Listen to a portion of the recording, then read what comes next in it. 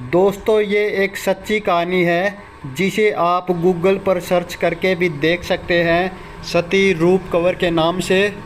37 साल के बाद राजस्थान के एक केस का फैसला आता है जिसमें 39 के 39 अपराधियों को सबूत के अभाव में छोड़ दिया गया, जिन्होंने एक मासूम लड़की को उसके पति के साथ जिंदा जलाया था। लेकिन इंसानियत की नज़र में ये फैसला बिल्कुल भी सही नहीं था।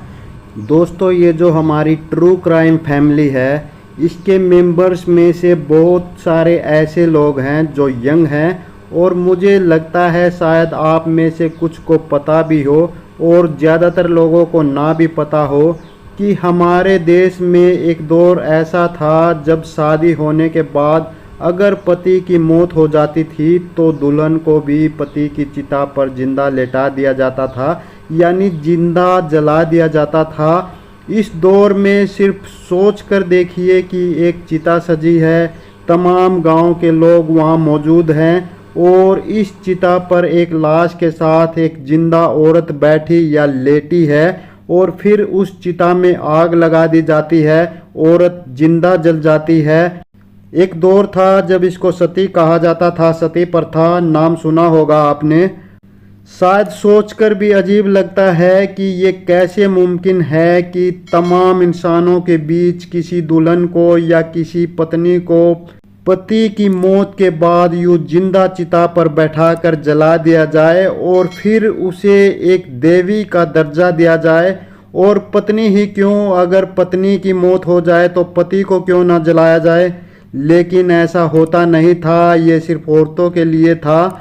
दोस्तों अंग्रेज़ों ने बहुत जुल्म ढाए हमारे देश पर, बहुत सारी बुरी चीज़ें की, लेकिन ये एक अच्छा काम उन्होंने किया कि 1829 में उन्होंने सती प्रथा को लेकर एक कानून बनाया था और इसे क्राइम घोषित कर दिया था। और आखिरी जो केस हमारे देश में हुआ सती प्रथा का, वो 1987 में, आज से 38 साल पहले, राजस्थान की राजधानी जयपुर से मुश्किल से 2 किलोमीटर दूर एक गांव में।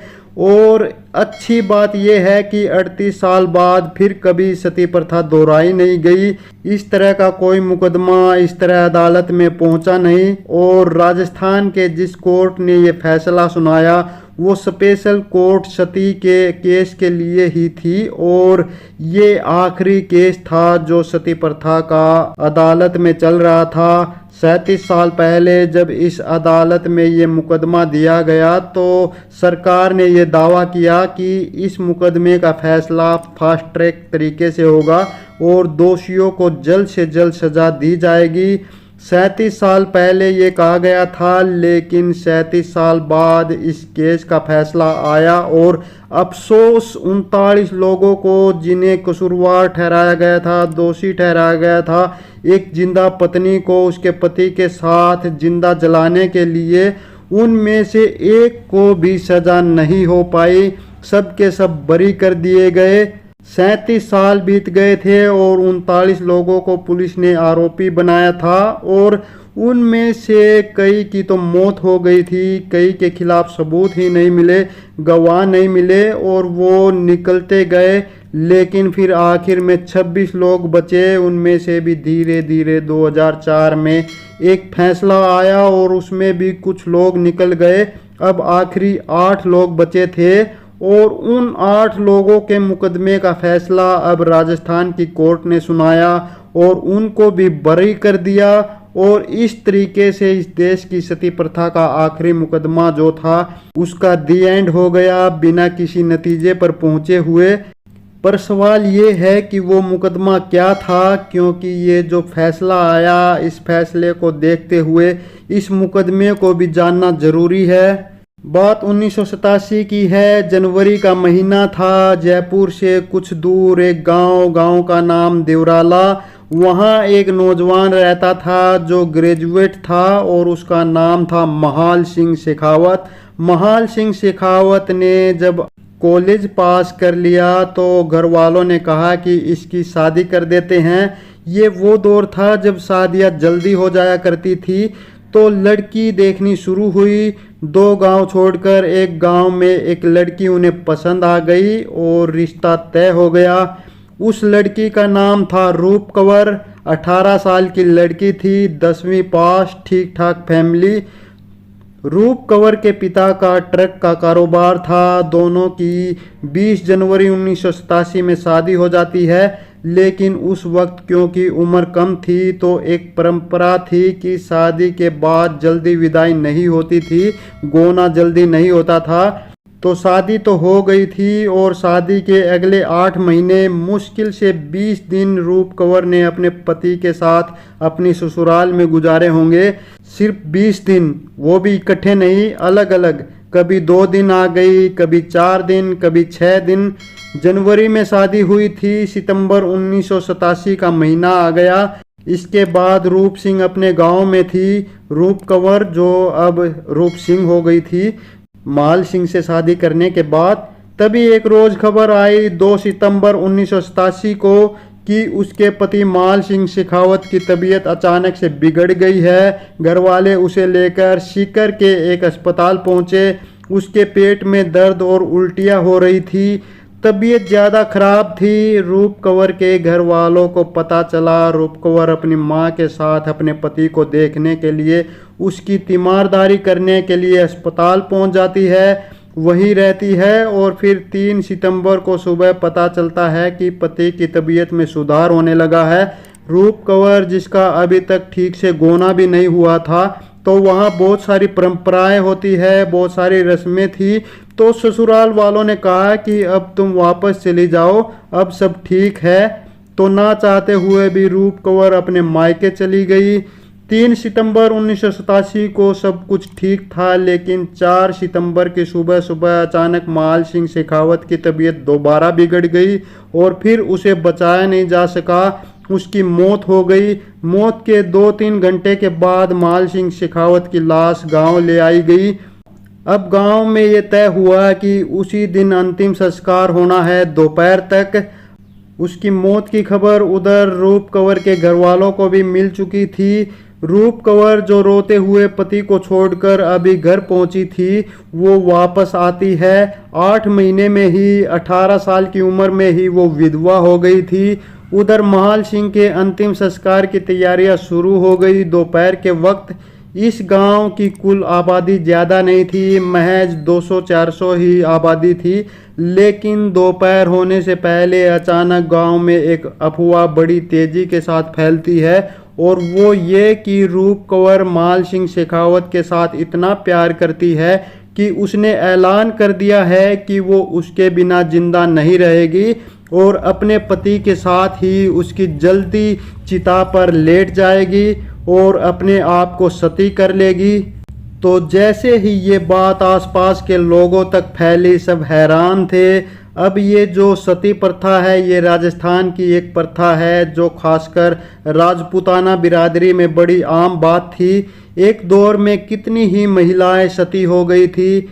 तब जैसे ही गांव-गांव में ये बात फैली कि रूप कंवर पति के साथ सती होने जा रही है, तो अचानक ये हुआ कि ये तो अच्छी बात है और सती प्रथा से लोग पहले ही वाकिफ थे। हालांकि अंग्रेज़ों ने 1829 में ये बंद कर दी थी, लेकिन फिर भी ये जानते हुए कि ये गैर कानूनी है, लोगों ने गांव पहुंचना शुरू कर दिया। जिस गांव की आबादी मुश्किल से 200-400 ही थी, देखते ही देखते 4 सितंबर की दोपहर को हजारों लोग उस गांव में इकट्ठा हो गए। इसलिए कि एक पत्नी सती होने जा रही थी, अपने पति की जलती चिता पर लेटने जा रही थी, मरने जा रही थी। दोपहर को सब तैयारी हो गई। ससुराल वालों ने रूप कंवर को सजाया, दुल्हन बनाया। इसके बाद उससे उस गांव का एक चक्कर कटवाया। फिर उसे लेकर शमशान पहुंचते हैं। शमशान के बाहर ही एक जगह पर ये सब कुछ बनाया गया था और चिता सजाई जा चुकी थी। पति शेखावत की लाश चिता पर थी। इसके बाद रूप कंवर से उस चिता की परिक्रमा कराई जाती है। रूप कंवर 7 चक्कर लगाती है। हाथ में नारियल था। हजारों लोगों की भीड़ इकट्ठा हो चुकी थी। अब इधर ये भी डर था कि ये गैर कानूनी है, पुलिस आ गई तो क्या होगा। रूप कंवर चक्कर लगा रही है, पति की मौत हो गई है, वो गहरे सदमे में है। कुछ रिश्तेदार कहते हैं कि जरा तेजी से चक्कर लगाओ, पुलिस आ गई तो फिर सब रुक जाएगा। फिर उससे जल्दी से चक्कर लगवाए जाते हैं। 7वां चक्कर पूरा हो जाता है, नारियल फोड़ दिया जाता है। इसके बाद रूप कंवर को सहारा देकर चिता के ऊपर बैठाया जाता है। चिता के ऊपर बैठने के बाद वो अपने मृत पति के सर को अपनी गोद में रखती है। अब सब कुछ तैयार था, चिता भी तैयार है, एक जिंदा और एक मुर्दा उस चिता के ऊपर है। अब मान सिंह शेखावत का भाई चिता को आग देने के लिए आगे आता है। उस रोज उस गांव में ऐसा एक भी घर नहीं था जिसने अपने घर से इस चिता को जलाने के लिए देसी घी न दिया हो, क्योंकि उन सब के लिए ये बहुत ही फख्र की बात थी कि हमारे गांव से एक और औरत सती होने जा रही है। 65-70 साल पहले इस गांव में एक और औरत सती होने की कहानी आई थी, ये दूसरी बार थी। तो गांव के लोग खुश होते हैं, जश्न मना रहे होते हैं कि जैसे कोई देवी आई है। गांव के हर घर ने चिता को जलाने के लिए अपनी तरफ से देसी घी दिया। उसके बाद अब चिता को जलाने की बारी आई। चिता को आग लगाई गई। जैसे ही आग की लपटें उठी और रूप कंवर तक वो लपटें पहुंची, सबसे पहले चश्मदीदों के हिसाब से उसके पैरों तक लपटें पहुंची। वो चीखी चिल्लाई और दर्द के मारे उस चिता से कूदकर भागी। लोगों ने देखा और लोगों ने फिर से उसे पकड़कर वापस चिता के ऊपर फेंक दिया। वो दोबारा उठकर भागने लगी तो लोगों ने उसको लाठियों से मार मार कर अधमरा कर वापस जलती हुई चिता के ऊपर फेंक दिया और फिर जितना घी डाल सकते थे डाल दिया। घी डालते ही चिता ने आग पकड़ ली। धू धू कर चिता जलने लगी और उस चिता के साथ रूप कंवर भी जिंदा जल गई। वहां मौजूद लोगों के हिसाब से वो सती हो गई और वो एक देवी हो गई। उस वक्त राजस्थान में और केंद्र में दोनों जगह ही कांग्रेस की सरकार थी। राजीव गांधी प्रधानमंत्री थे और शायद निरंजन जोशी राजस्थान के मुख्यमंत्री थे। अब ये सारी चीजें हो गई। अगले दिन इस दिवराला गांव में हुई ये सती की कहानी धीरे धीरे राजस्थान के सभी गांवों में फैल गई, खासकर जहां पर राजस्थान में राजपूतों की ज़्यादातर आबादी थी वहां फैली। अब जबकि 1829 के बाद सती प्रथा बिल्कुल बंद हो चुकी थी, लेकिन ये सब होने के बाद राजस्थान में जैसे इस प्रथा को थोड़ा और बल मिलता है, फिर से ये कहानी जिंदा हुई। सभी ने देवराला गांव का रुख करना शुरू कर दिया। 5 दिन के बाद अचानक इस गांव के कुछ लोग जो इस प्रथा के खिलाफ थे, पढ़े लिखे थे, उन्होंने इस बारे में पुलिस से बात की, लेकिन किसी ने ध्यान नहीं दिया क्योंकि पुलिस में भी ज़्यादातर इसी राजपूत बिरादरी के ही लोग थे। उन्होंने कहा कि ये एक धार्मिक मामला है, हम इसके बीच में नहीं पड़ेंगे। उन्होंने कानून को अलग रख दिया और वो FIR तक दर्ज करने को तैयार नहीं थे। कुछ लोगों ने राजस्थान के चीफ जस्टिस को एक लेटर लिखा, कहा कि ऐसा ऐसा हुआ है, तो उन्होंने इस लेटर को ही एक शिकायत के तौर पर लिया और पुलिस को आदेश दिया कि इस मामले की जांच करो और FIR दर्ज करो। 5 दिन के बाद यानी कि 4 सितंबर 1987 को रूप कंवर सती हुई थी और 9 सितंबर 1987 को पहली बार FIR दर्ज की गई। लेकिन FIR दर्ज करने के बाद पुलिस वालों ने कहा कि हमें तो कोई चश्मदीद गवाह ही नहीं मिल रहा है, किसके खिलाफ FIR दर्ज करे, कोई नाम ही नहीं आ रहा है। फिर भी करनी पड़ी क्योंकि ये हाई कोर्ट का आदेश था। और इस दौरान एक और दूसरी खबर उठ गई, वो ये कि 13वीं के दिन यानी 4 सितंबर को ये सती हुई थी। इसके बाद 12 सितंबर को इस गांव देवराला में एक चुनरी आयोजन होगा और उसी जगह जहां रूप कंवर सती हुई थी वहां एक मंदिर बनाया जाएगा। रूप कंवर को एक देवी का दर्जा दिया जाएगा। अब ये बात धीरे धीरे वहां से निकलकर जयपुर होते हुए पूरे राजस्थान और फिर दिल्ली तक ये खबर दस्तक देती है। और जब दिल्ली तक ये खबर आती है तो उसके बाद तो पूरे नेशनल मीडिया में ये खबर आती है कि आज के दौर में भी एक महिला सती हो गई। ये बहुत शर्मनाक है। ये खबर फिर इंटरनेशनल मीडिया तक भी पहुंच जाती है और इंटरनेशनल मीडिया में भारत को लेकर अजीब अजीब बातें लिखी जाती हैं कि आज के इस दौर में 1987 में जहां कंप्यूटर की चीख पुकार मची हुई है, नई नई टेक्नोलॉजी आ रही है, भारत तरक्की कर रहा था और वहीं पर एक मासूम औरत को इस तरह से जिंदा जलाया जाता है चिता पर लेटाकर उसके मृत पति के साथ। तो इससे सरकार दबाव में आई, फौरन एक्शन लेने का आदेश दिया गया। अब इधर प्रॉब्लम ये थी कि राजस्थान की सरकार एक्शन कैसे ले। अब उनकी भी ये मजबूरी थी कि मंत्रिमंडल में बहुत सारे विधायक राजपूत बिरादरी से है, तो वो उनके खिलाफ जा नहीं सकते थे।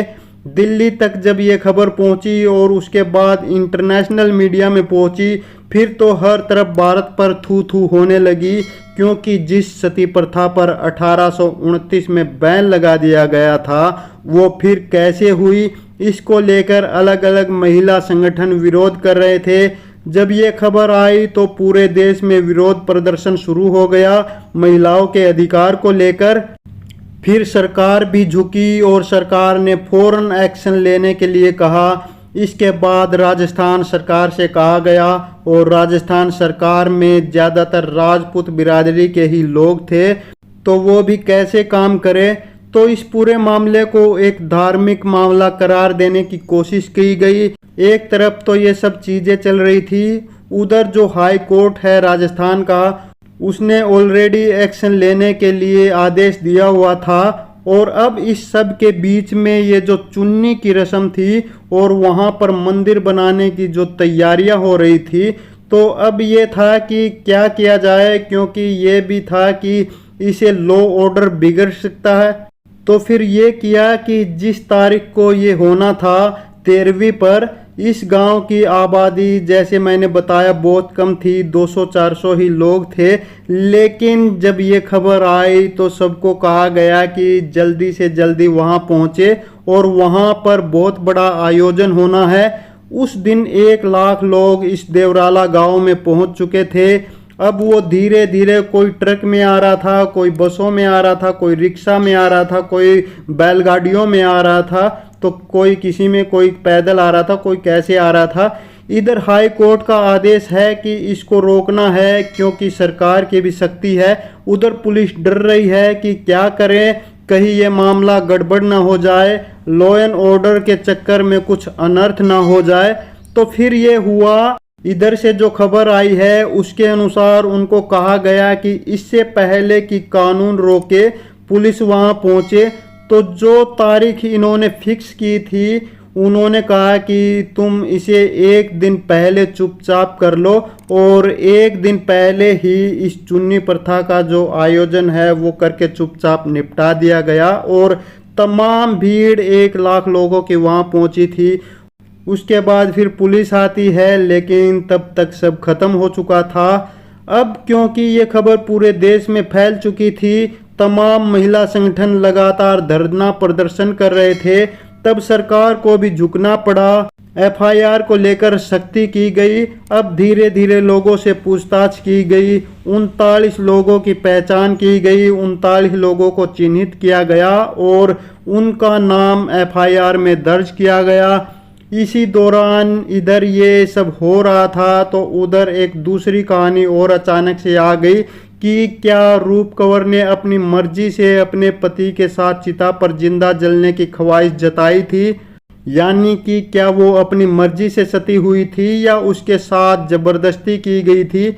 इसकी सच्चाई तब खुली जब रूप कंवर के घर वालों ने बताया कि उन्हें तो इस बारे में पता ही नहीं था कि उनकी बेटी सती होने जा रही है। ना उसने बताया, ना उसके ससुराल वालों ने बताया। कहा यह जाता है कि रूप कंवर से जबरदस्ती ये सब चीज़ें कराई गई थी और जो चश्मदीद थे उनमें से कुछ लोगों ने बाद में ये गवाही दी कि जब जबरदस्ती उसको चिता पर बिठाया गया और जब चिता को आग लगी, उसके पैर झुलसने लगे, वो जलती हुई चिता से नीचे कूदकर भागी, जिसको लोगों ने कहा था कि वो गिर गई थी।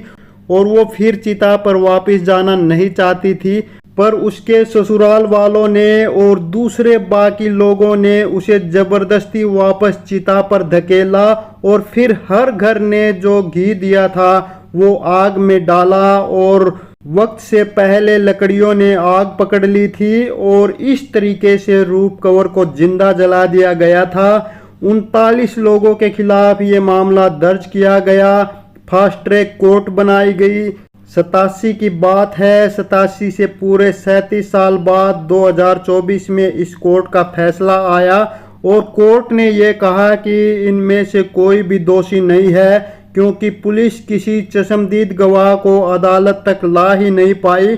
पुलिस किसी के खिलाफ कोई ठोस केस बना ही नहीं पाई और इसके पीछे की भी कहानी ये है कि पुलिस बनाना भी नहीं चाहती थी, क्योंकि जिन पुलिस वालों को इस केस की तफ्तीश सौंपी गई थी उनमें से भी कुछ लोग उसी सोच के थे जिनकी सोच थी कि सती प्रथा सही है।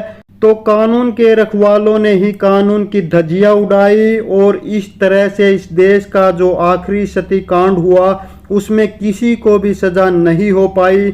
लेकिन एक अच्छी बात जरूर हुई और वो ये कि 1987 में इस रूप कंवर के केस के बाद जिस तरीके से देश भर में एक मुहिम चली, महिला संगठन आगे आए, लोगों को जागरूक किया गया, फिर धीरे धीरे लोगों में एक तरह से जागरूकता के साथ साथ सबकी सोच बदली, तो उनके समझ में आया कि ये कहीं से भी ठीक नहीं था। ये किसी भी धर्म में सही नहीं हो सकता है कि एक पति की मौत हो जाए और पत्नी को भी उसके साथ जिंदा जला दिया जाए।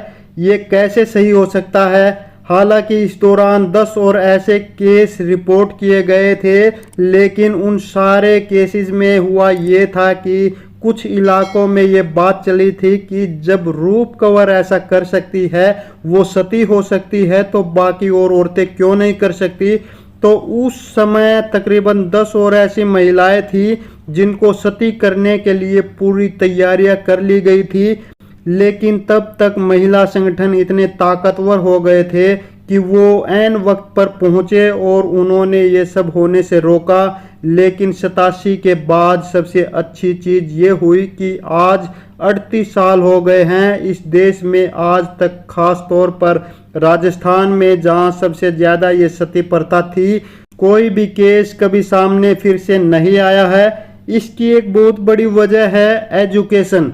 जब गांव-गांव तक शिक्षा पहुंची, सबको पढ़ाई लिखाई के साथ साथ धर्म वगैरह की भी पूरी जानकारी मिली।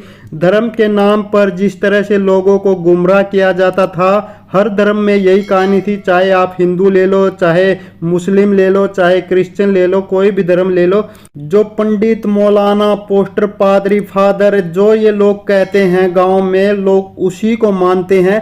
लेकिन जब धर्म के बारे में पढ़ते हैं, समझते हैं, तो उन्हें ये पता चल जाता है कि सामने वाला कितना सच कह रहा है और कितना गलत कह रहा है, तो फिर वो खुद फैसला करते हैं।